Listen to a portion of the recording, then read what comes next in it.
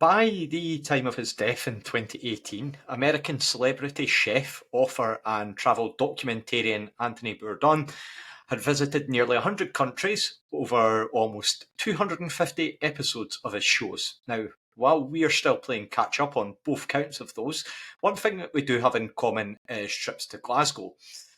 Bourdain once said that Glasgow is maybe the most bullshit-free place on earth. I think I call it the antidote to the rest of the world. It's so unapologetically working class and attitude free, which does raise questions about whether he knew about the student reputation of Partick Thistle, FC, and Firhill. This will be the Rovers' 10th visit to Firhill to face the Jags since 2020, and in more recent times it has been a relatively happy hunting ground. And while Alpha Brian Graham is no longer at the club, it will still undoubtedly prove to be a stern test against Mark Wilson's side. This, of course, is the Oh No No No No podcast. I'm your host this evening, Robbie Weir, and joining me tonight, I've firstly got Leslie Mabin. How are you getting on, Leslie? Came in at very short notice, and I'm feeling a bit like when they used to have Benoit Asuikoto that played for Tottenham in the Premier League down in England, and they'd have games apparently where he'd be so spaced out and disconnected, he would turn up and he would say, "Who are we playing tomorrow?"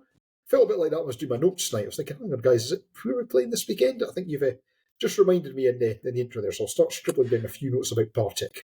I'm sure that Asuikoto was the one that he didn't actually like football. He just played it because it was a really, really good wage. That's him, yeah. And yeah, just before you go on, Liz, we've obviously got Allan with us as well. Allan, I'll come back to you in a moment. What did you make of the derby last weekend? How did you enjoy that last Friday? As you might have noticed, for those of you that are listening, I propose nothing. I've been trying various activities in the last week without my glasses, just to see how I get on. I went running along the seafront of Oban. That was a really bad idea because I can't see a thing. And I nearly got mowed down by a camper van. 0 out of 10, would not recommend. So I thought I would try the start of the podcast without my glasses as well, just to see how I got on. It's not going well, so I'm going to put them back on. No, I think it was a great result. I mean, full disclosure, not for the first time, I was not confident beforehand that we were going to win. That was completely blown out the water. Great performance, and great to get another win under our belts to get the season underway. Yeah, absolutely. I fully agree. I mean, I missed the post match myself. Conveniently landed right back from a short trip to London at the weekend, just as the post match had actually finished uploading, which was really, really nice just to have that to listen to for a change. And of course, the man who was there on the post match and also on the tannoy announcing Lewis Vaughan goals and just general hilarity, we've got Alan Douglas-Munn. How are you getting on, Alan? I'm really good, mate. Yeah, funny enough, speaking of Dunfermline, Les, the next time you go watch them, you better make sure you put your glasses on. Although even with that, you might not be able to tell the difference between Zach Rudden and Chris Kane in the black and white. But yeah, no, I'm really good, mate. I'm still buzzing about last weekend. Still really enjoying it, and looking forward to what should be another tough, but very, very winnable game on Saturday in Glasgow. Yeah, I mean, we'll come on to that in due course, as I've tended to sort of do more recently on these sort of pre-match podcasts, do a little bit of about the grounds, because there has been a couple of bits of changes.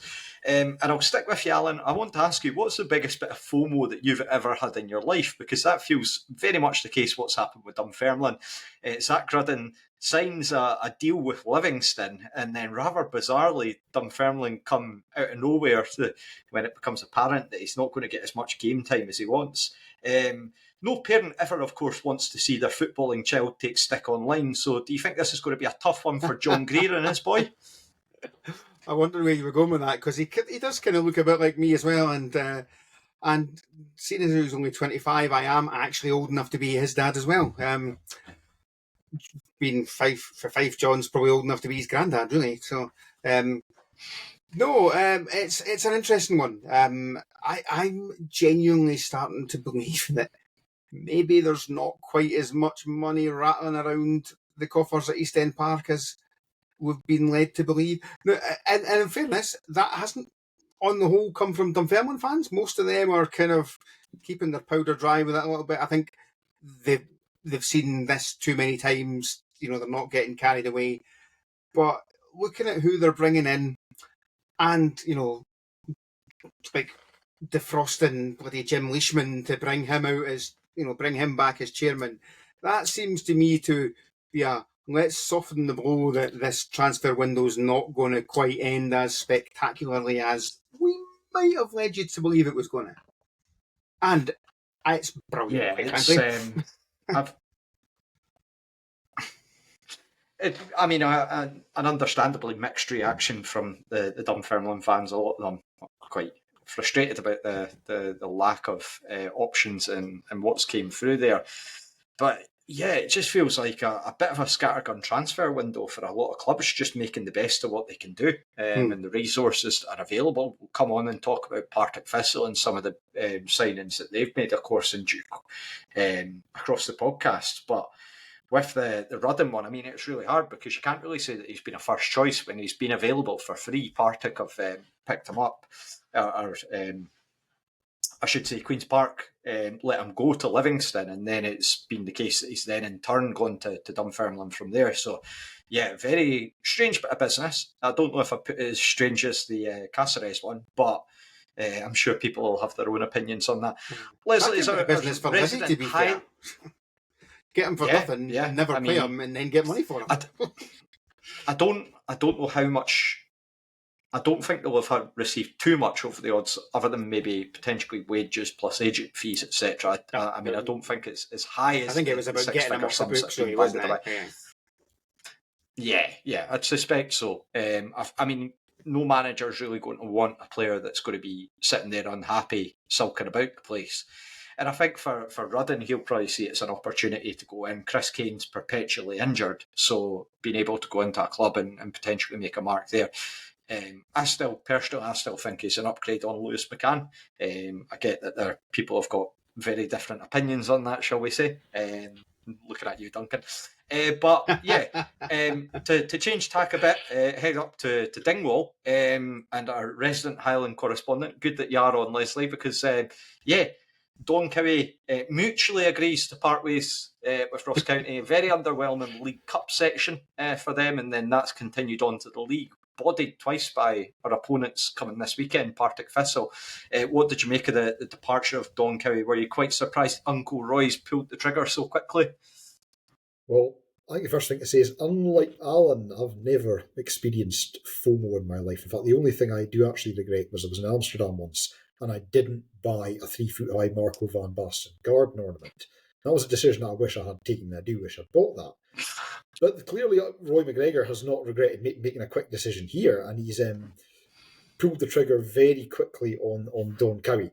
And it is quite funny, if you go back 12 months, and we were a club that were getting all the flack from Michael Stewart in particular for giving Ian Murray only one game in the league. And now we've had two clubs in the division who have, under different circumstances, granted, lost their manager less than the first month into the season. So, yeah, I think that it was one of those ones where the writing was on the wall for quite a long time. And, you look at what we did with Ian Murray, and regardless of whether you thought it was the right decision or not, when the board had decided they no longer backed him, they pulled the trigger regardless of the optics. And the case with Ross County, I think, is kind of similar to that.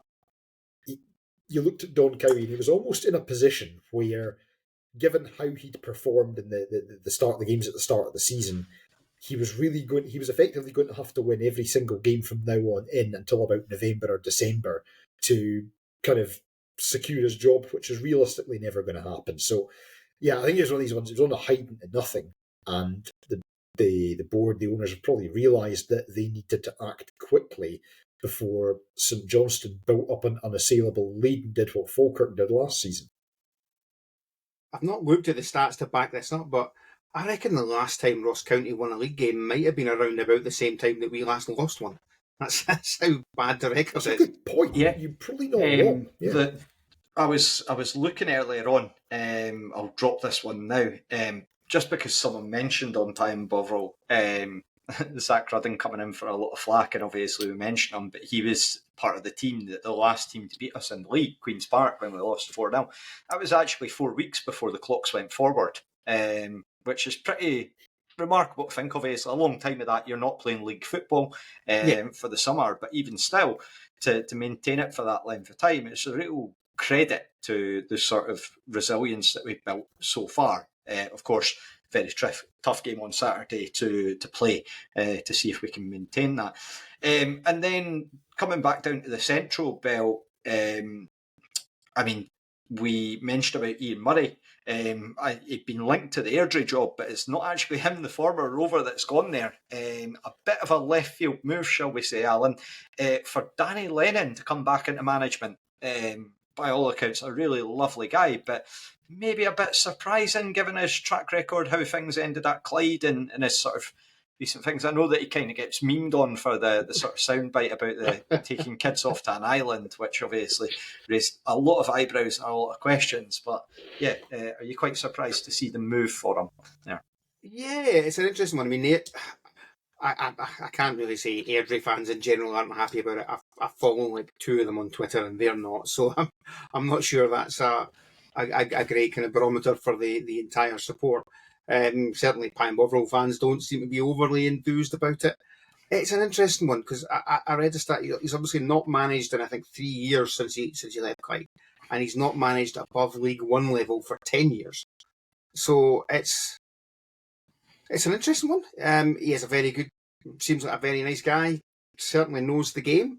He has done well at other clubs in the past, so it's maybe not totally ridiculous. He just needs to get Gary Caldwell in now as his assistant, and they can properly go down the mad, let's torture our players route. And you can actually kidnap them off the street and take them to the island. Yeah, was there not? I'm sure there was a story when Partick Thistle did that with Gary Caldwell, that like one of the players escaped. It was not SAS guys. He thought it was serious. He thought they were actually all they couldn't being actually catch the guy because he was like, it took them an age to locate him because he broke out and then managed to escape and was running away. Like, I know that the SAS are obviously, you would expect them, given their occupation, to be naturally very, very fit people, but whether they're out training a sort of a top tier athlete or a second tier athlete in terms of football in Scotland, there's probably an element different of question. What the hell's going on? Where's this guy going? I'm sure he was like zip tied or something at the time. He's like sprinting down the street with his arms tied behind his back. Anyone watching must have just been like, "What the hell is going on?" At least Danny Lennon was just talking about it. Aye, he's. I listened to the Wraith TV commentary for the opening game of the season at Queen's Park. Danny Lennon did co-coms with Davy Hancock, and he was fantastic. He was an absolutely brilliant pundit. And, everything he was saying about what we were doing wrong in the first half and right in the second half, he was absolutely nailing it. So clearly, he's whatever he's been doing when he hasn't been managing, he's clearly been watching the games and looking at how the tactics and the style of play have evolved over the last few years. He's been keeping himself up to date. So, yeah, I mean, it's one of these ones that could work out. We'll see. Hopefully not. It's not for Danny's sake, but for Airdrie's sake. Well, it's a very tough one to call, I think, because you look at his time at Clyde and they got promotion. They should have probably won the league, but they came up via the playoffs. I think it was just a team that naturally, you look at the players that they had, and I think there was that caveat that they did have David Goodwillie in there, just playing a lot very far below the level that he probably would have been playing had it not been from everything that's gone on inside. And again, as Rovers fans, we don't really need to go into that in too much detail because we've done that to death. But yeah, how he handles it, he's still taking St Mirren to a League Cup, which is also easy to forget, and he's had experiences at other teams, like I think he had a spell before at Airdrie and Cowdenbeath, etc. So keen to see how that one pans out, because people seem to be very quick to write him off, and I do hope that for his sake that it does turn out that he can rebuild, because I mean, you do see it with other managers where they disappear out the game for a little while and then come back in. I know that Ian McCall, he had his difficulties away from football that he had to sort out, and then he came back with Ayr, and then he moved on to Partick Thistle, and again more recently with Clyde, it's not really worked out there, but then he's rebuilt his reputation almost. So Stephen Presley might be about to do similar as well, to be honest. Well, Certainly, he's I mean, getting a lot of obviously the early days, heat but- taken off him with Russell Martin and Russell Martin's performances, and even the board at Celtic Park. Very much the spotlight on those two clubs. Just to Kyra, welcome to the club of beating Celtic in penalty shootouts. Happy to welcome any Kazakh listeners that might stumble across this podcast, of course. I know it's actually both Kyra and Bruges play Arsenal in the Champions League as well, so it'll be interesting to see what they do to them. Yeah, they've got Real Madrid are travelling there as well, which is a summer away day for them. But yeah, we will turn our attention to the best of the other, or one of the best of the other Glasgow clubs, Partick Thistle. A summer of change at Firhill, having been interim co-managers before. Brian Graham turned down the job. Dougie Imrie decided that he was going to remain at Morton. Not sure with that one, whether it was actually a case of Imrie stayed put or whether Partick Thistle decided to go elsewhere. But the non-alpha that is, Mark Wilson took the reins after quite a protracted saga, if I can say the word correctly, because they had appointed Ian Barraclough as a sporting director. Now, unfortunately, a very, very tough situation to hear that Barraclough went on honeymoon and he broke his back, I believe, or something along those lines in the summer. So it's still, hopefully, he's making a full recovery on that front, of course. But yeah, just with the situation, Mark Wilson gets a job. He's had time spent at, again, ironically, Airdrie and Brechin before, Leslie. A bit of a shock to maybe see him take the reins, given some of the names that were being touted. It did seem to come again a bit out of left field. Do you think that's maybe just sort of clubs in the Championship cutting their cloth accordingly, maybe looking to maybe go down a different route rather than some of the names that have maybe been attractive before that you would have thought linked to it? Again, your Ian Murrays, etc. It's an interesting one for sure. I mean, we'll probably never know the reason why it didn't work out with Dougie Imrie, given that they'd had permission to speak to him. But he's the one manager, if you were a club like Partick, that you would think you'd want to bring in. And for whatever reason, it didn't work out. I suppose if you look at somebody like Ian Murray, the argument would be that you are bringing in somebody that has failed at a club of maybe similar, slightly smaller stature and hasn't, and you're bringing on somebody who has been sacked for failing to make the grade at a similar level.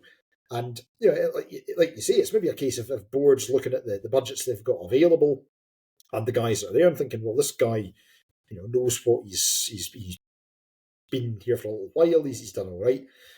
The other thing I would say with Partick as well is you've got a very experienced squad there, and you've got a squad that are recognised and renowned for getting into the playoffs year in, year out, and you've still got that squad. So it might be the case of saying you don't actually need a complete overhaul there. You don't need somebody that's going to put the players on 15-kilometre runs and then hide their water bottles. You don't need a screamy, shouty tube that's going to go into the dressing room and scream blue murder at the 16-year-olds for not marking the posts at corners. You maybe just need somebody who's able to kind of keep that very high quality and experienced squad they've got ticking over, and that continuity is probably what's going to get you your target, which ultimately is going to be getting into the playoffs. So, I mean, it also, if you look at sort of the recent history of Partick as well, so Chris Doolan came into the job in very similar circumstances and didn't have a lot of managerial experience beforehand, came in and did extremely well. The busiest man in Scottish football, Brian Graham, came up on a temporary basis and got them into the playoffs, and then went off to John McGlynn's Falkirk.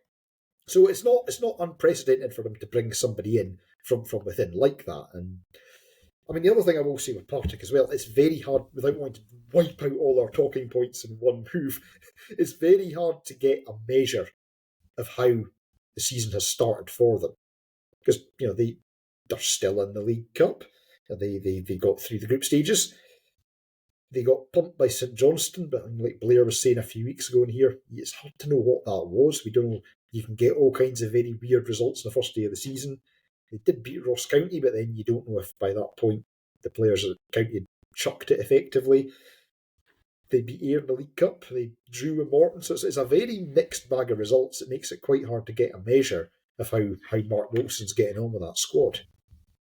Yeah, I mean, even the draw against Morton came under very contentious circumstances with the way that the penalty came about. I know that they've been very vocal about that, but you take your breaks when they come up, and Rovers fans will certainly tell you about that. There's probably been a few decisions over the start of this season where arguably the penalty that we've had against Queen's Park, you look at the game last weekend, and a few errors leading to goals, etc. You've just got to make sure that you're capitalising on these things which when they do come up. And I think you're very right to say that Partick Thistle do have a sort of strength and depth in terms of their squad, in the sense of you know who's going to be the sort of key players that can step up for them and win them games. I mean, we've seen a strong start already to the season from their wingers. We all know that Aidan Fitzpatrick can do damage. They still have Stevie Lawless as well. I'm not sure because he's obviously had his injury problems over the last couple of years. And yeah, we'll come on to talk a bit about Logan Chalmers in a little bit. But yeah, just to take a little step back there, Alan, there was the inevitable departure after Mark Wilson gets the job. Brian Graham's already sort of came out his post-match against Livingston, I think, talking in third person, saying that Brian Graham is not going to be the type of person that you're going to be wanting hanging about a dressing room if he's not been given the job, and then he decides to turn the job down. Less about Brian Graham, but more about Thistle as a whole. Do you think this is a good opportunity for Thistle, because there's been such a focus on Brian Graham over the last few years, to show that they're more than the sum of their parts, rather than just being Brian Graham plus 10 other players getting slightly less credit?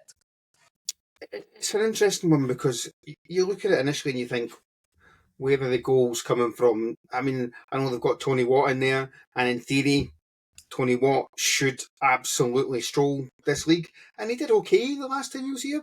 I think he scored probably about half of his goals against Thistle, ironically, because I remember he scored a hat-trick against them on his 30th birthday or something like that. So,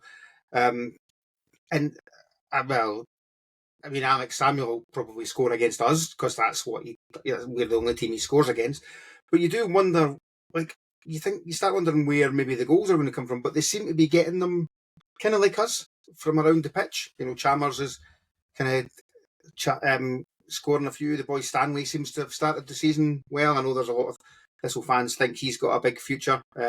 Lawless actually came back and scored the third goal on Saturday, albeit it was a penalty.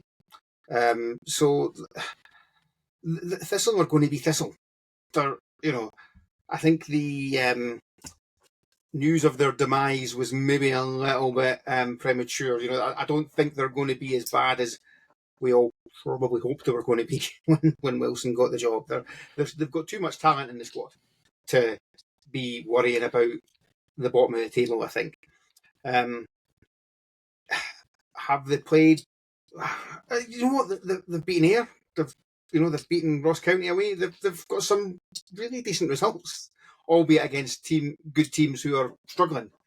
It's all a kind of very long-winded and protracted way of saying I really don't know if they're playing all that well or not. It's you can't really tell until you actually see them. I've not watched the 90 minutes. I've watched highlights of a couple of games. That's it. So it's tough to say. Again, just going on Twitter reaction, the Thistle fans seem to be pretty happy with how things are going. So, you know, it's going to be it's interesting. It's going to be interesting to kind of see how our good form kind of match up against what seems to be decent form for them.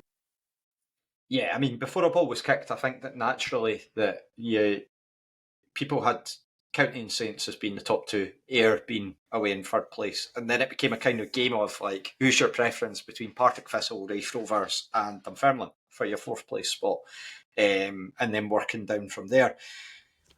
With it, I fully agree that Partick are going to be a very hard team to sort of see their evolution as to where, because we've known them so long before. It's been Brian Graham has been the key focal point, and then they do have these other danger men across the pitch. They've still got Kyle Turner to return. I think he played a bounce game, whether it was during the week or last weekend, along those lines. So he's not really hit the heights since he went back to Firhill. And I think their fans have maybe found that a bit frustrating, but we all do know the quality that he can bring to the table if he does hit that sort of confident streak. They do seem to be really kind of enthusiastic about this.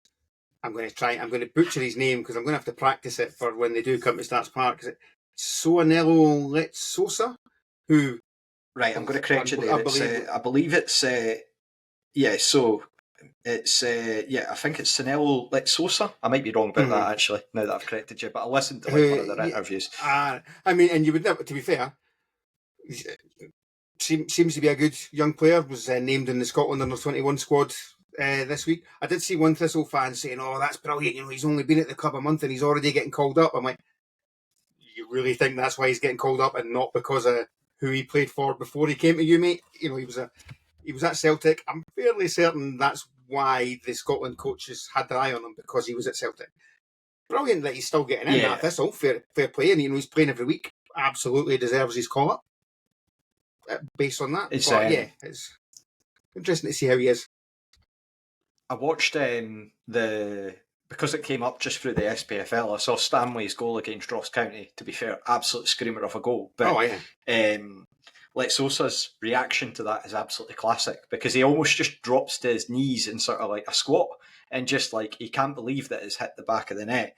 But it's a real tough ask, I think, for any player to come in and replace Stuart Bannigan, who's been in with the bricks at Firhill, basically, to say the least.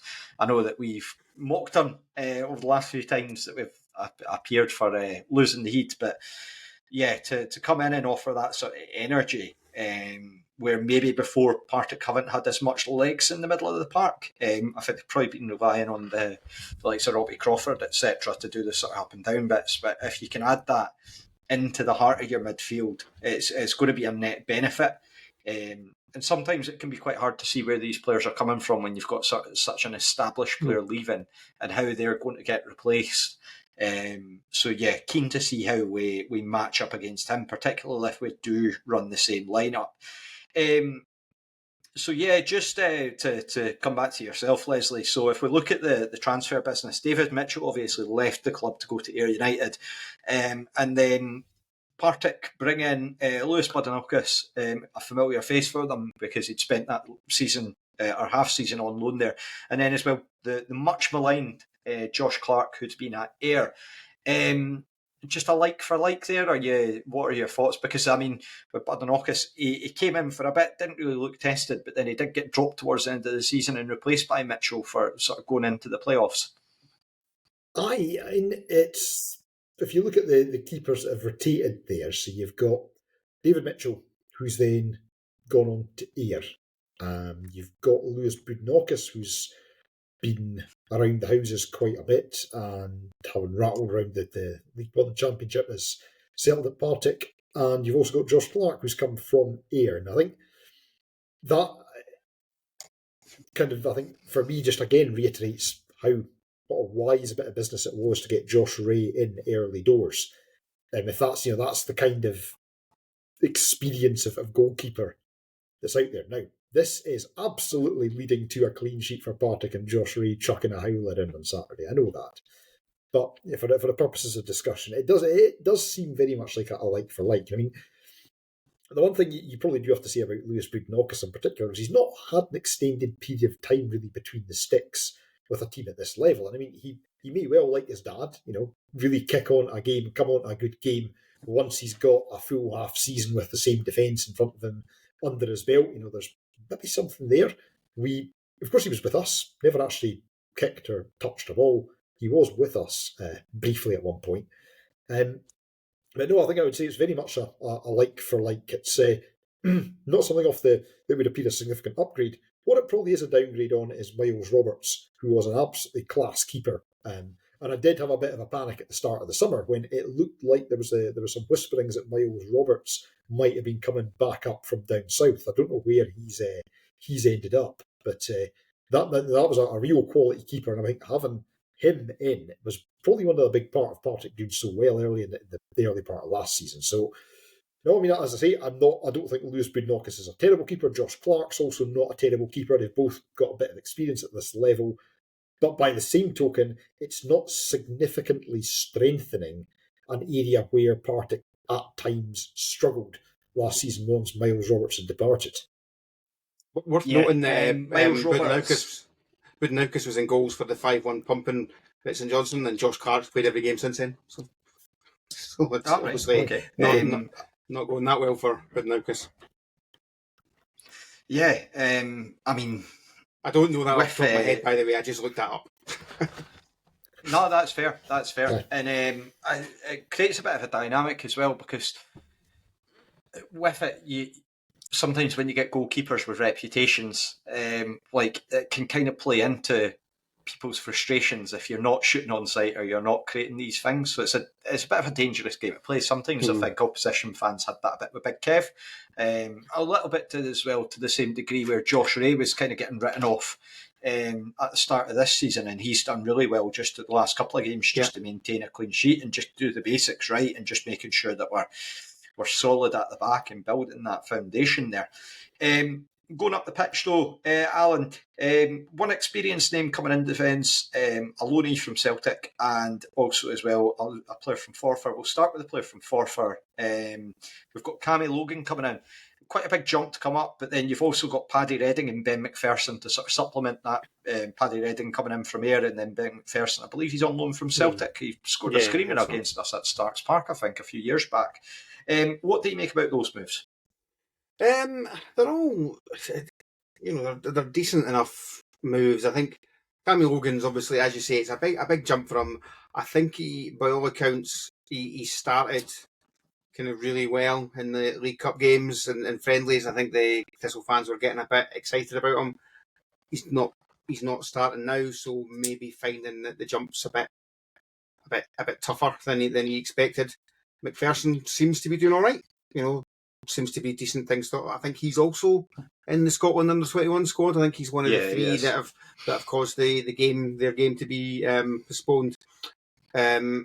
Reading, decent player at Ayr, decent bit of business for them. I'd have quite happily taken him as a kind of backup player at Rovers. He's obviously going to have a fight in his hands to keep his place with Lawless coming back. But that can only be good, I would imagine. From a Thistle point of view, you want competition in there. You want players to know that if they don't kind of perform, there's someone there who can come in, take their place, and then they're going to have a fight in their hands to get back in. So, yeah, it kind of comes back to what you were talking about earlier. It's just kind of decent strength and depth for them, and you've still got Ashcroft and O'Reilly there who, when fit and playing, are probably as good a centre-half pairing as you'll get in the Championship. Yeah, I'm quite surprised that they've stepped away recently, Partick, from that sort of back three that they've been using, because they've been using O'Reilly, Ashcroft and Macbeth for a good wee while. I've only just seen that there, that certainly for the county game, they've sort of moved away from that to play a flat, what looks like a flat back four, just with Redding and McPherson as sort of full-backs. Again, I'm going off flash score, so this may not be entirely accurate. So Thistle fans might be jumping down at me saying, like, what are you on about? More have them the same, it's all good. Right, okay, excellent. Corroboration. Yeah, I mean, certainly they've built over the last year, a lot of their strength has been built out about their sort of this rigid defence that they've had, and being able to sort of, it felt like last season they weren't scoring as many goals, but also at the same time they weren't conceding as nearly as many as they have been the season prior when we finished second. So, we'll come on to that in a little bit. And then up the top of the pitch, Leslie, with their attack, they obviously bring in Tony Watt and Alex Samuel. Tony Watt, quite a big statement of intent, did you feel, or were you less convinced by that move? Because he's a very divisive character in terms of what people think of what he offers to teams, I feel. I think it's definitely I would say it's a statement of intent. I was very surprised he did not end up going to Dunfermline, because if you were wanting a marquee signing, that's the kind of thing you would do. And he's ended up at Thistle. Tony Watt is the kind of player who has the quality that if he's in the right place and if he gets a few goals, especially early in the season, he will easily bang them in and he'll drag the rest of the team along with him. We saw him do that so well with Dundee United. It wasn't just the goals he provided, but it was the extent to which he wound up opposition players, the extent to which he actually got his own team G'd up. I remember the story being it was one of the games at Starks Park, and then it looked like there'd been a bit of afters between him and Big Kev after full time, and it transpired what had actually happened was Tony Watt was coming up and apologising to Kev for something at that corner. He coming up and saying, "Look, I'm really sorry, got a bit carried away with myself there." But and laughed in his face, I think, didn't he? Exactly, he did. He came up after and said, I get a bit carried away during the game as the story, and and he does it to G himself up and also to bring the rest of the team up with him. So having somebody who's got that quality. But then the other side of that is the story that was doing the rounds. Was it Stuart Kettlewell that had phoned up Jim Goodwin or something like that the other way around to say, how do I handle this guy? Something along those lines. I read something about that, So, I mean, you never know how much truth is in these things, but he's undoubtedly an absolute quality player. And a bit like Dylan Easton, a bit like Dom Thomas, he's one of these guys that is an absolute dick if he's on the opposition team. Probably a pretty decent guy away from the pitch, and probably somebody you absolutely love if he's on your team. And so, he's definitely got the quality and somebody that you'd probably want if you had the budget. He's another one of those guys, like those guys, though, that if he doesn't do it enough, just thinking about the times I really saw him, obviously when United were here, they were on the telly a lot as well, but in terms of seeing him in the flesh, 3 of the 4 games against us, he did nothing. He didn't trouble us at all. The one other game, with the game we lost 2-0 at Tannadice, he was outstanding that day. He just terrorised us for the full game, and we never really looked like getting into it. Right. So that's what he can bring, but probably doesn't bring it enough. And I'll let you talk about how great Alex Samuel is. I wasn't going to talk about how great Alex Samuel was. I was just going to say I've got no issue at all, to be absolutely clear.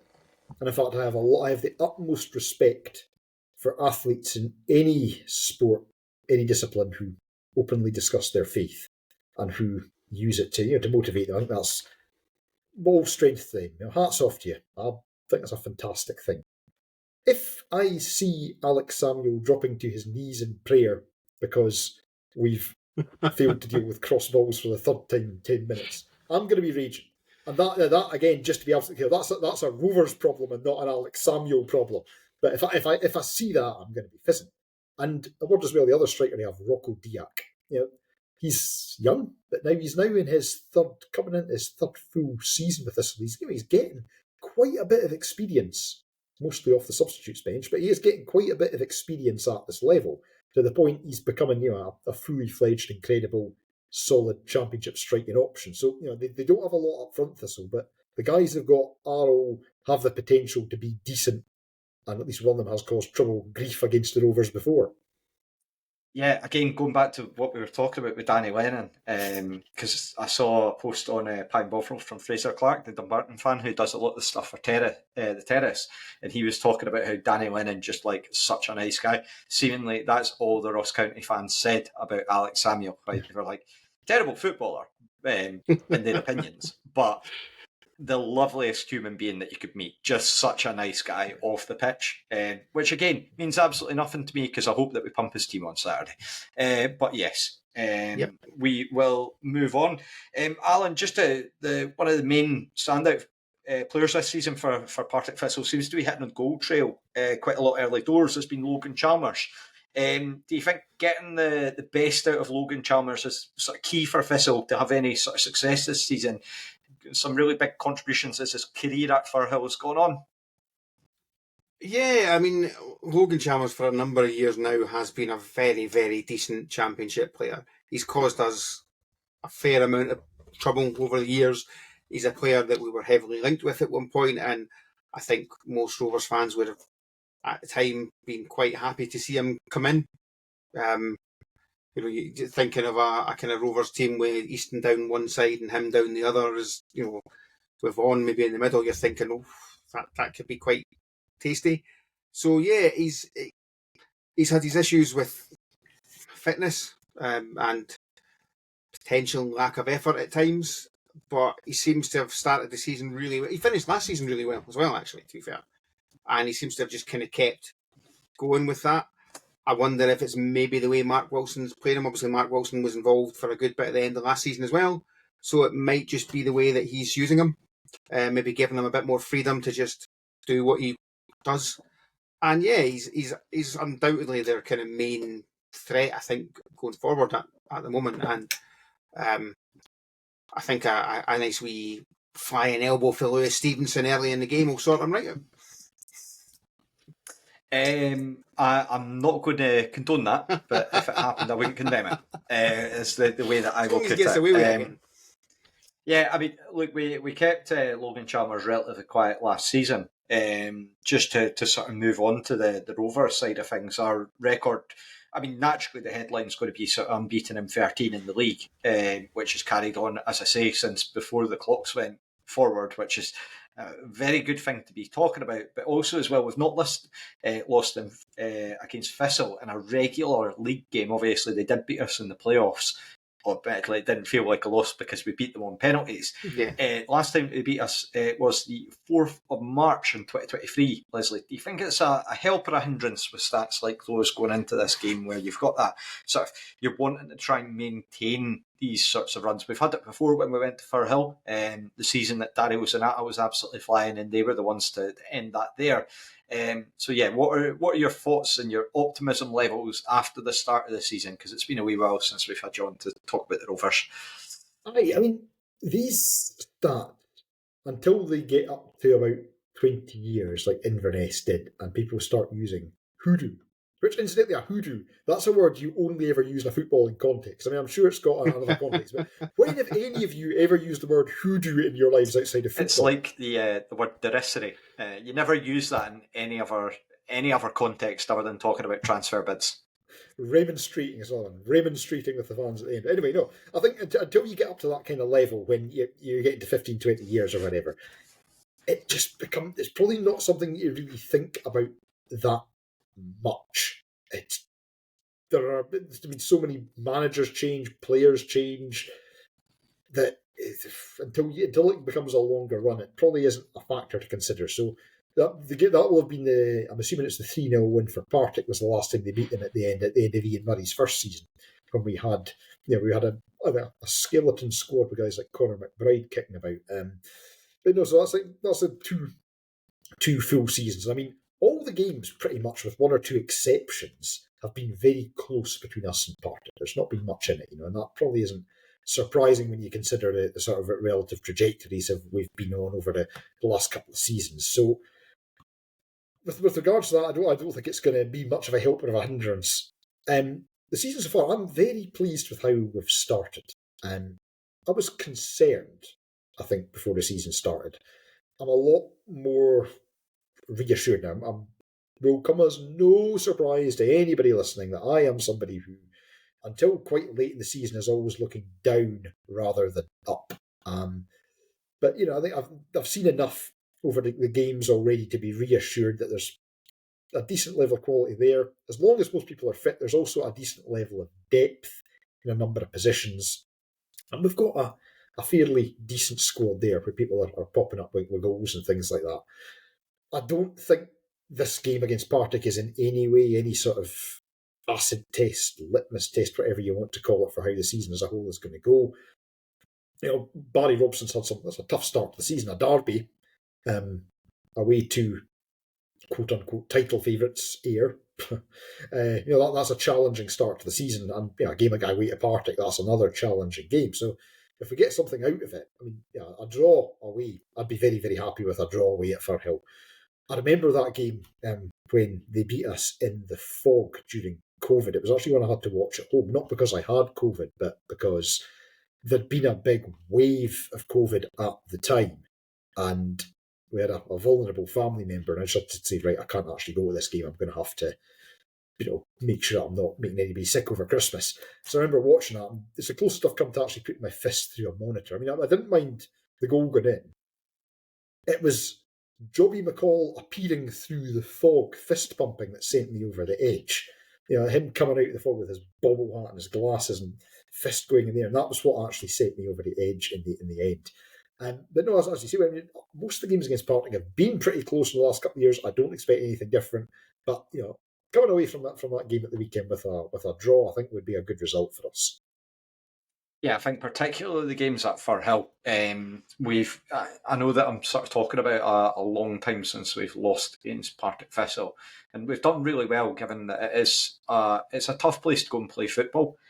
but at the same time, there's a lot of draws in there. There is a lot of draws in there.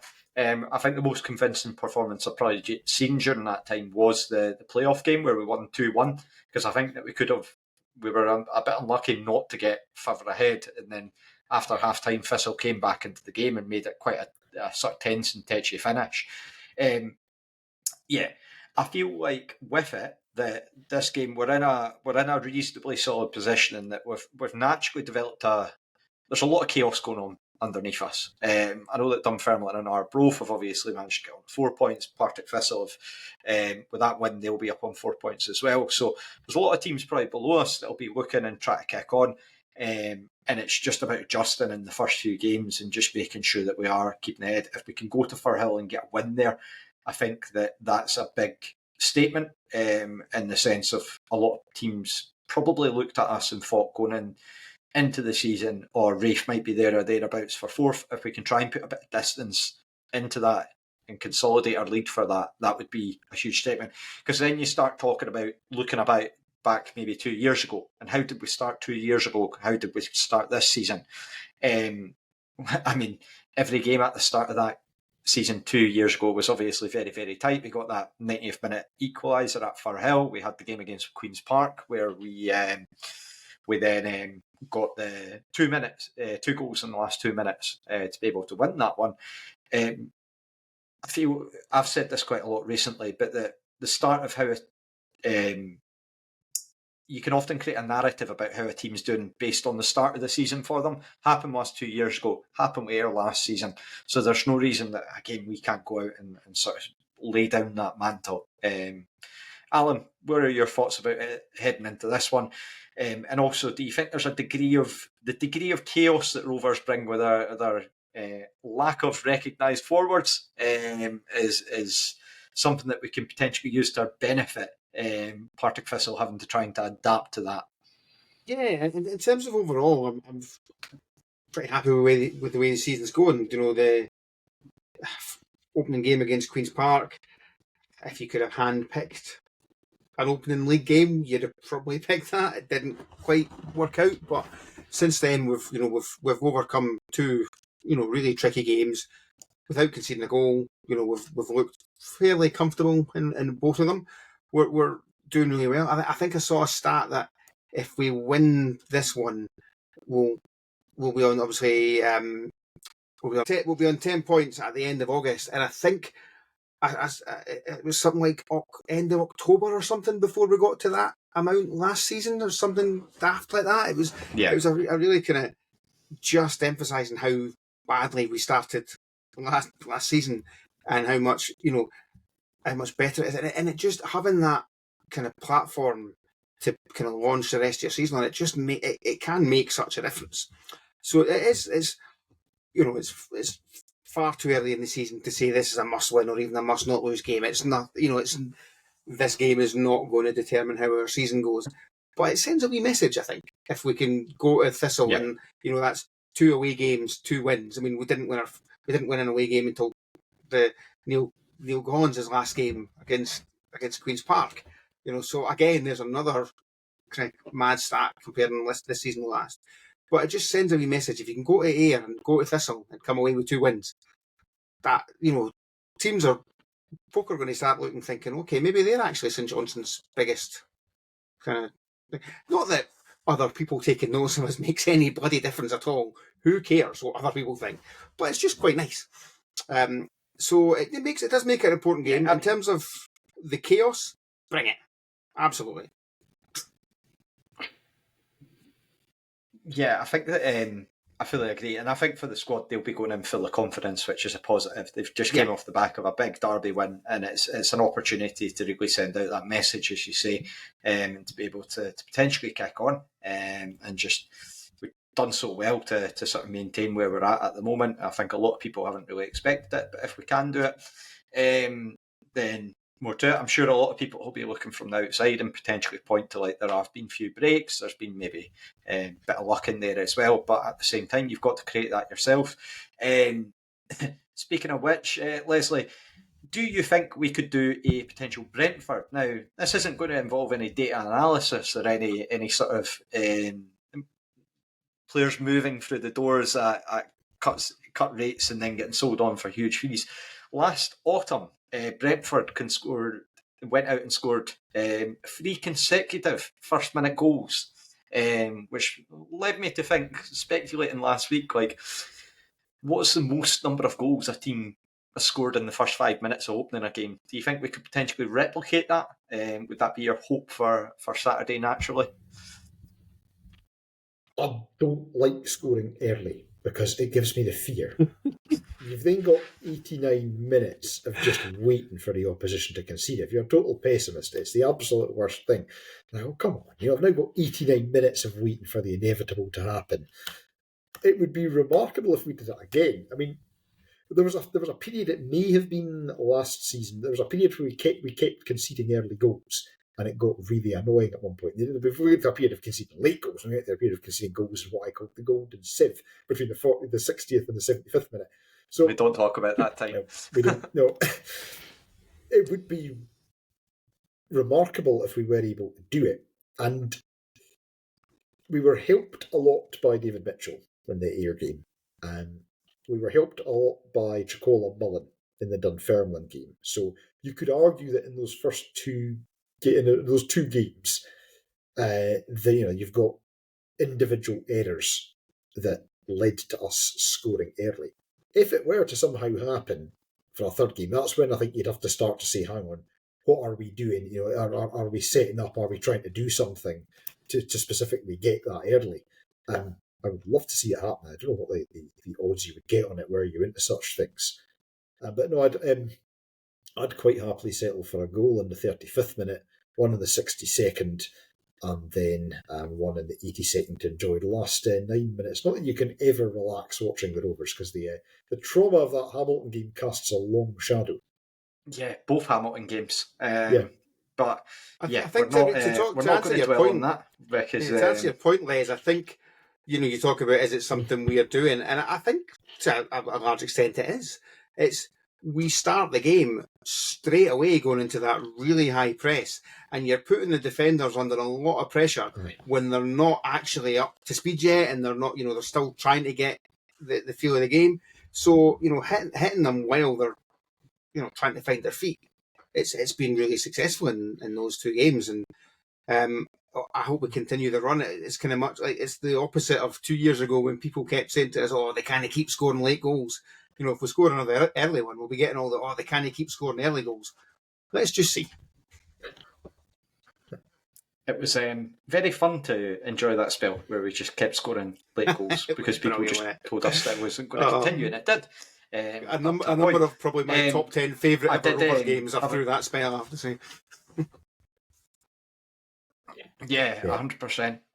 I did get asked on Friday after the game by my girlfriend, and she was like, Jesus, that game seemed to last for ages. She wasn't there. She just texted me, and I was just like, oh, that's full time heading through now. And she was like, Jesus, that game lasted for ages. And I was like, you're telling me. It's very much one where you're seeing the clock go down.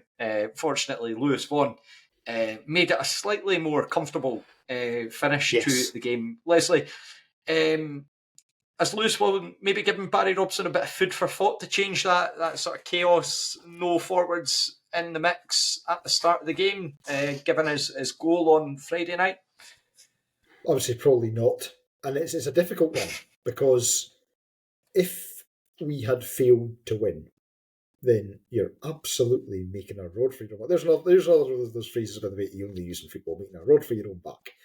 If we'd failed to win, you'd absolutely be making a rod for your own back by dropping Lewis Vaughan for the derby, by not starting your best striker.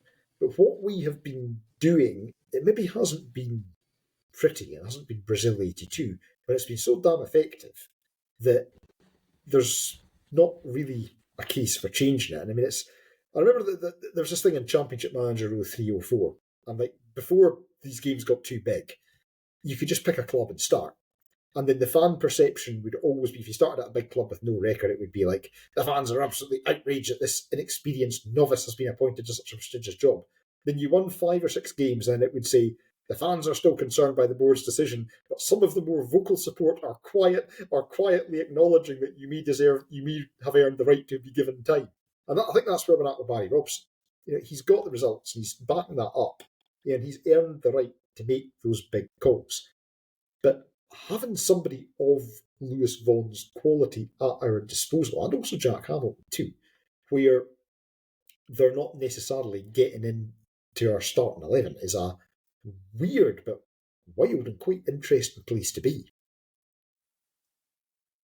Yeah, just for that, I feel like it's a very valid point. For all Robson gets a lot of talk about how rigid he is with his team, and how I know that we sort of joke about it on the podcast because I'll ask people questions and they come back with a deadpan answer of no, it's not going to be an issue, as we've just seen.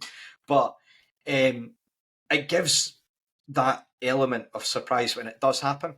Like everyone down at air, when 2 o'clock comes and we're down at air and everyone sees the lineup and everyone goes, wait, what? No forwards? That's very odd. But it seems to be working. And yeah, we've just got to kind of stick with it. With that, you're mentioning about sort of Paul McMullen and the sort of front line there. Is that something that you're potentially looking to, you would expect to maybe see changes at some point, or are you're still in the camp? Because I noticed that there has been a lot of discussion with Paul McMullen in terms of, is he the guy to get the goals? But then again, we're talking about chaos factor. He's probably the most chaotic player on the pitch. For me, I think that we've got to stick with that. But what about for you? You're sitting there, the way the formation we're playing, we're sitting with Vaughan and Hamilton on the bench, and you've got Callum Smith to come back. Yes, all three. Well, Callum Smith had a pretty decent injury record until his kind of big injury. It's probably his first time coming back from an injury like that, so you don't know how. So I suppose in that sense, there's question marks over all three of our kind of natural strikers, if you like, in terms of we don't know how much we're going to have them for the season. So in that basis, probably would be useful to have another one in. But how you do that, I kind of caught the tail end of the conversation when I got back in there about whether that's someone going to come from Rangers or not. I think that probably does seem like the most likely area. I mean, if you look at where we potentially need to still strengthen, I think defence is the obvious one. Not because there's anything wrong with the defence we're putting out in games, but because we're playing 3 central defenders and only have 3 on the books. Yeah, that's not good maths. These are guys who are putting their bodies on the line every single game, and you want them to do that. You want them to be, channeling their inner Ewan Murray and taking one in the dish if they need to, and they will. All 3 of them will happily do it. The chances of all 3 of those guys going through a full season without picking up an injury or a suspension is very remote. So central defence is the absolute priority for me for getting someone in. And if we're going to use whatever budget we've got left to bring in someone on a permanent deal, that's probably where we want it, because you don't want someone who can be recalled either. Yeah. So with that in mind, I think if we are looking to bring in someone else further up the park, I suspect we're going to use the loan market, whether it's a normal loan or use the cooperation agreement from Rangers, if they're actually willing to let anyone go at the moment. Yeah, there was suggestions in the Courier a few days back that there might be 1 or 2 coming in. I know it's not been in the press, but there was online suggestions from sort of Dundee fans ourselves in St Johnstone might be looking at Aaron Donnelly, who was a centre back, a Northern Irish centre back that's on Dundee's books. But again, that's all just fan speculation. There's not any sort of Courier article to go with it that's sort of like the smoking gun to sort of say, yes, there is something legitimate there. There's still not been any update as to whether potentially Darryl O'Connor might still be there. Time will tell whether that's been the case or not. You made reference to what I was chatting about just as we've sort of cut off there. I was suggesting whether he's very much on the fringest of the fringe players at the moment at Rangers, Josh Gentles. But obviously there's been a lot in terms of the paper talk that he'd be moving to Rovers. They're on their current European situation. They brought in Bojan Miovski today. Now obviously that's a top centre forward for that level of football. He's done it before with Aberdeen. Now you're expecting... I believe it's Agamani to be leaving Rangers, potentially as well Dessers, whether that changes up the picture there as well. We don't know whether the situation with Russell Martin's going to have an influence. Looks all likelihood that he's going to get bodied out the door, whether it's before or after Sunday.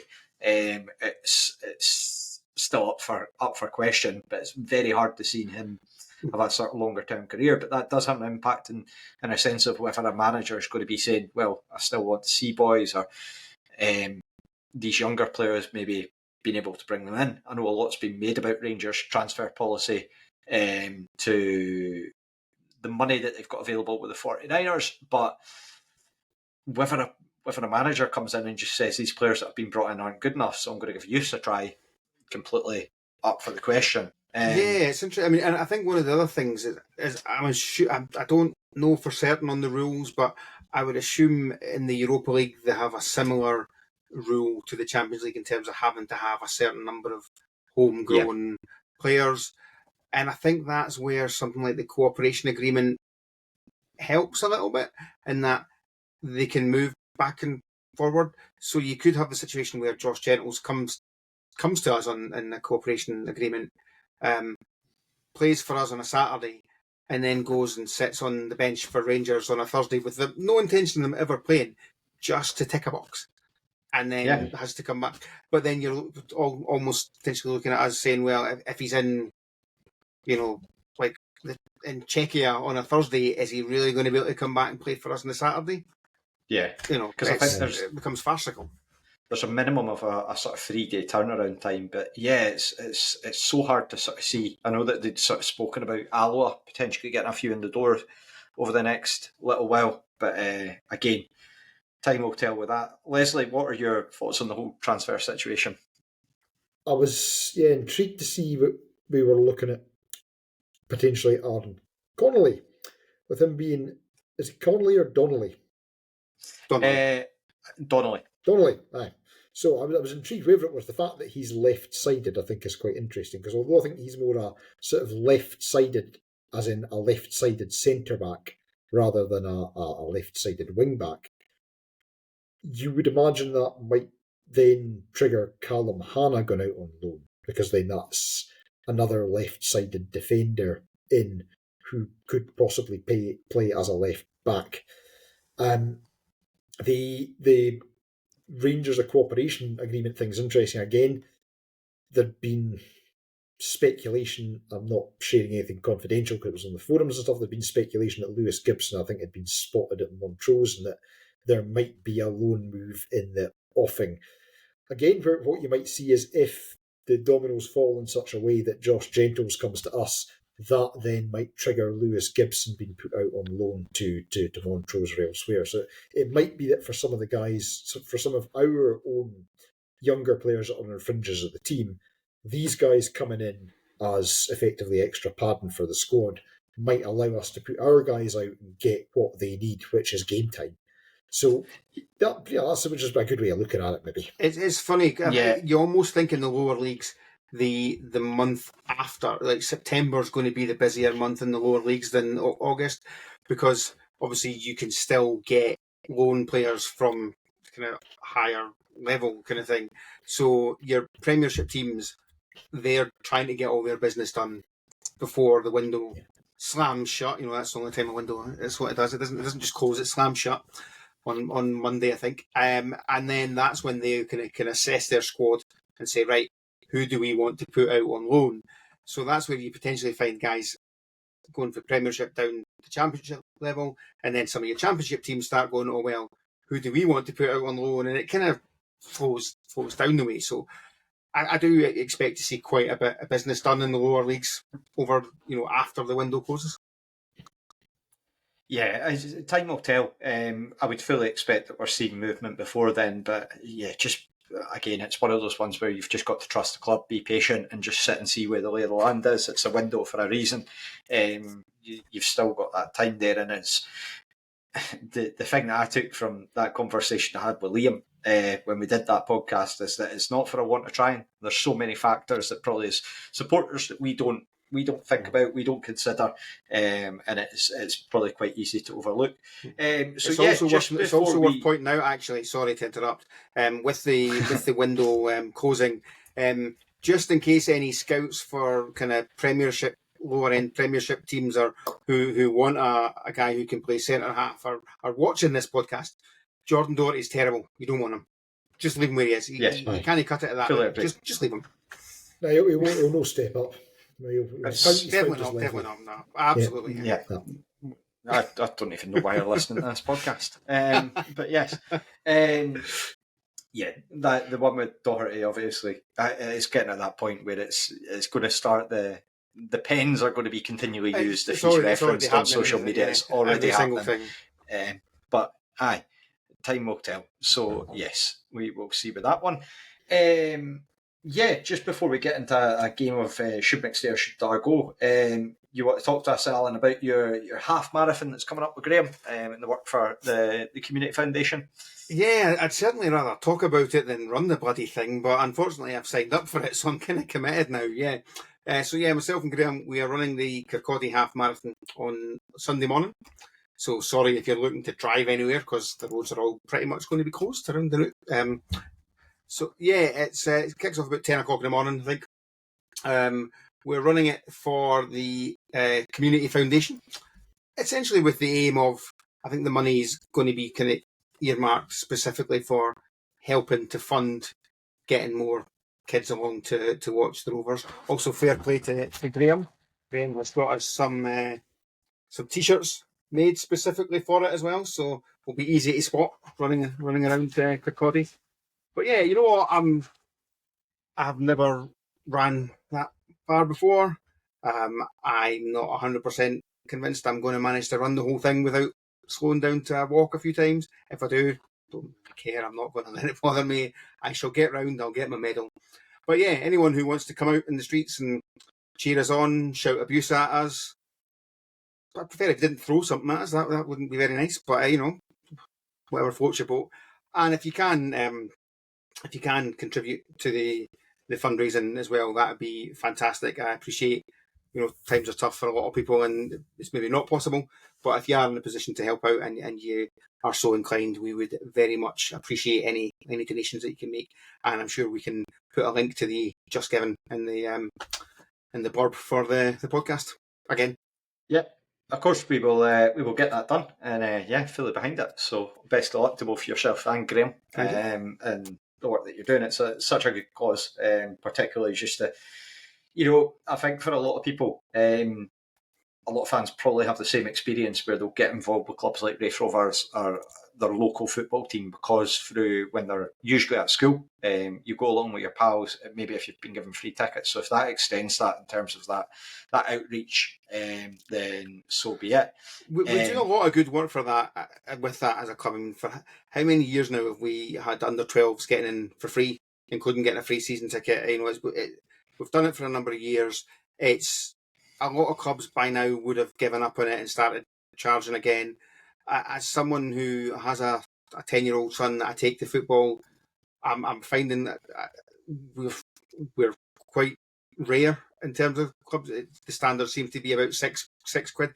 Now, I know in the grand scheme of things, 6 quid isn't a huge amount of money, but when you add in petrol money and the cost of pies and drinks and sweeties and all the rest of it, it adds up. So I think it can just make a wee bit of a difference. For my son's birthday, I took him down to Ayr, and two of his pals came along, and it was £6 for a kid's ticket. So for the three of them and me to get in was £40. Now, for an adult to take three kids to a game at Starks Park, it's £22. That's a huge difference. Yeah, I'd love to say that 18 quid difference would have covered the cost of the pies and drinks, but no, it wouldn't have. But it would have made a dent in it at least. But yeah, I think it's Scottish football does very well in terms of the crowds we get. But you do sometimes think maybe just a wee bit more, and just something like that, letting a 12-year-old in for free with a paying adult, it could be the difference between someone taking their son and not. Yeah. And it just seems it's such an easy thing to do. Yeah, it's you look at the stories in terms of I know over the last few years the sort of number of younger fans that are going to the games has absolutely boomed up, particularly with it. And I know that Thistle they'd done really well in terms of their own side of things, doing the under-12s for free as well before. I think it's a real sort of favourite in the cap for the club themselves. Certainly, even within our group, just chatting with Ian Lattle about him bringing his boy to the game. Still very, very young, but he's so enthusiastic for it. It's funny asking Ian. I'm just talking to him coming out at Derby, and he's telling me about how his son was just loving it, especially just sort of like seeing the young team and like clapping along, singing along, etc. My sister's recently had a young boy, so I'm absolutely at some point he's getting dragged along to the Rovers games. I'm looking forward to inflicting that on him. Undoubtedly to be told in 20 minutes, like, shut up, we're staying for this game of football. But yes. You do get that. Oh, has it nearly finished yet? No, it's not. It's not even half time yet.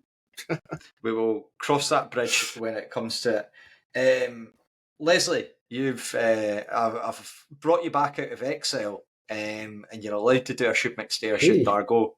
So yes, let's kick off and see how much pain we're getting induced for into this one. Right, I'll get cracking seeing as we're already quite a long episode. So, Blue One, every home stadium, the home ground of every team I have played for, is passed within 500 metres by either LNER or Avanti West Coast.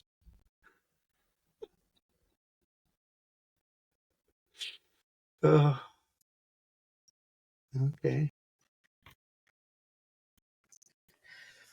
Right.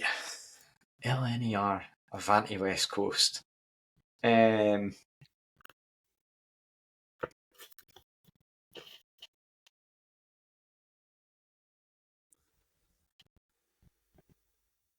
500 metres, did you say? Yes. Yes. Or thereabouts.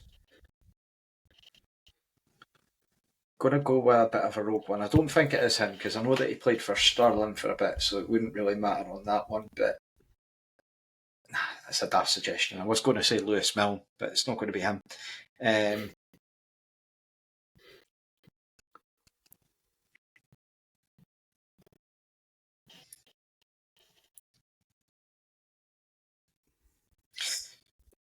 Go for a different Lewis. I'll go for Lewis Gibson. Okay. I'm going to just, we may or may not have already had him, I'm going to throw out Jason Thompson. Okay. Clue 2. Across my whole career, only ever wore squad numbers that were multiples of 3 or 4. Well, it's still Lewis Gibson then, is it not? And it's no Jason Thompson either. What squad number is Lewis Gibson? Because I feel like he was...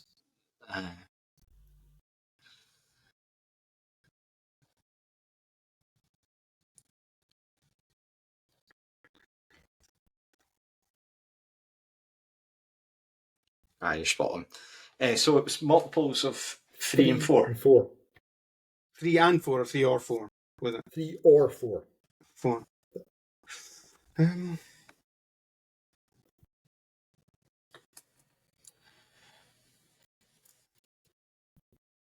Yeah, so given Jason Thompson was number 2, unless you're counting it's half of 4, but that's not really how it works. Dan O'Reilly.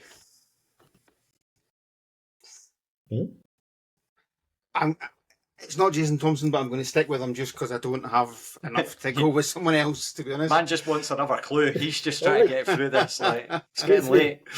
Across my career, I've been managed by 5 managers who have also been Wraith Rovers managers. Only one of them for more than 30 games. Managed by him for more than 30 games, or was Rovers manager for more than 30 games? Managed by him for more than 30 games. Okay. 5 managers who were also Rovers managers. Oof.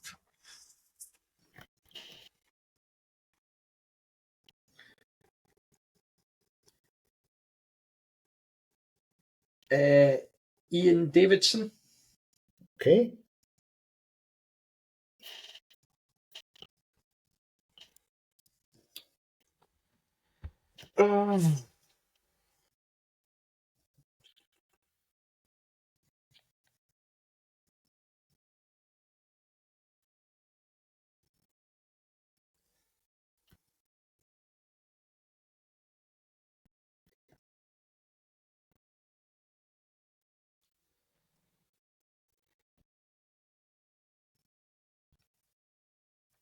No, I've got Cheer. nothing. That cheers. That creaking is great. It's like the Golden Hind or the I'm trying to think of other 17th century sailing ships I've used that reference. Anyway, sure, I digress. Clue 4. Across my career, I have 30 goals and 26 assists according to transfermarket.co.uk. Goals. 26 assists. Mm-hmm. We're looking at a reasonable I midfielder. do not think that Ian Davidson ever hit the heights of 30 goals across his career. Red cards, maybe. But... Yeah, potentially. 30 goals. Oh.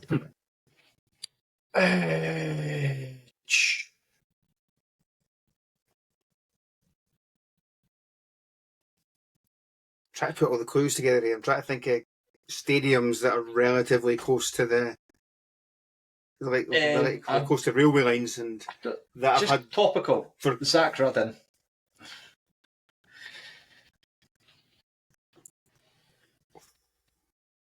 I mean, I don't think don't know if Perth would have been on the LNER line, I guess, because that would go up by Dundee, and I suspect I'm on the complete wrong track with a lot of these, which so often you are. I don't think Firhill would be relatively close to a railway line, but I'm not sure close to the main line. Jesus. What was the clue again? I've totally forgotten. 30 goals and 26 assists. 26 assists, yeah.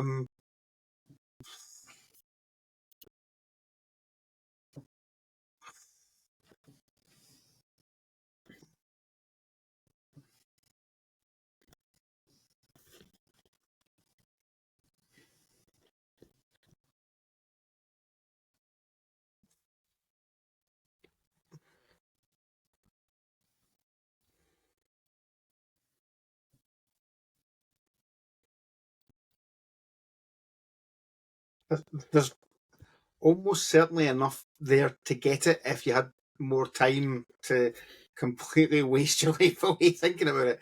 Like things like the thinking of 5x, like who might have played for 5 different managers that have all been Rovers managers. That feels like the clue that should get it, but at the moment my brain's so fried I can't even think of 5x Rovers managers. So that's okay. Clue 5. Yep. Yeah. I think somebody will get this.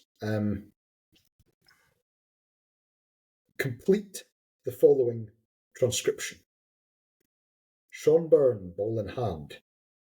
Ross Matthews shuttling about furiously, hoping for a break of the ball. Lewis Vaughan lifts one into the back post. It sticks under his feet. Paul Hanlon. Correct. Excellent. Yeah, I mean... For a full effect, it has to be shouted out twice. Paul Hanlon! Paul Hanlon! Classic. Just one of those many Rafe TV moments that you just love to listen back for and hear back. But Paul Hanlon, I'm just want to have a wee look. So is it just... Did he have a spell at St Johnstone? He did. So he played 2 games on loan, or a small number, maybe 2. He played a very small number of games on loan for St Johnstone, where he wore number 3. He was assigned number 33 when he started out at Hibs, and then number 20, and then clearly number 4, which he's had for like the rest of his career. He wore number 16 when he played for Scotland at Hampden, which of course is the West Coast line curves past the south of Glasgow as it comes into Glasgow Central. The managers, so 3 of them were Ian Murray for a very small number of games, Neil Collins, Barry Robson. John Hughes was one over 30, and Jimmy Nicholl took charge of a game as a caretaker. After Pat Fenlon was sacked, Jimmy Nicholl took charge of a game as a caretaker. So that was the 5th manager. And I was surprised at how many goals he'd scored. I was surprised at how many assists he'd had. Bear in mind, it is just the data online, but when you see it, it's 1 or 2 a season, and it adds up over a very long career. Yeah, I mean, assists will probably be like he won the header at a corner and that somebody else got on the end of it and put it away. But very topical with Hibs at the moment because they've just scored 3 goals in 10 minutes. We're denying ourselves an absolute belter at the start of the second half. They'd lost an early goal against Legia Warsaw, but they're equal on aggregate at the moment. I just saw Ian Lattle pop up in the group chat mentioning about oofed Hibs, by the way. Had a check on it. Aggregate 4-3. Are they oft? Jeez, got that completely wrong. Not for the first time. I was watching that when my internet died. To be honest, so maybe I was overloading that a wee bit. Last I saw, Aberdeen were getting pumped though. 3-0 and a red card. So I don't care about the coefficient. I'm just going to put it out there. I just think it's irrelevant for us. So yeah, quite funny when you see Rangers and Celtic getting hooped out of Europe. A good laugh, and Dundee as well, of course. But yes, that will do us for this evening. Thank you for sticking with us for a lengthy episode. We've got a lot to talk over, and I'm sure that we will have a lot to talk about when we come back for our post-match podcast, probably on Sunday. I would expect that one to be. Thank you as ever for taking the time to listen. We will catch you for that one. Continue to not unsubscribe. Really appreciating that. And bye for now.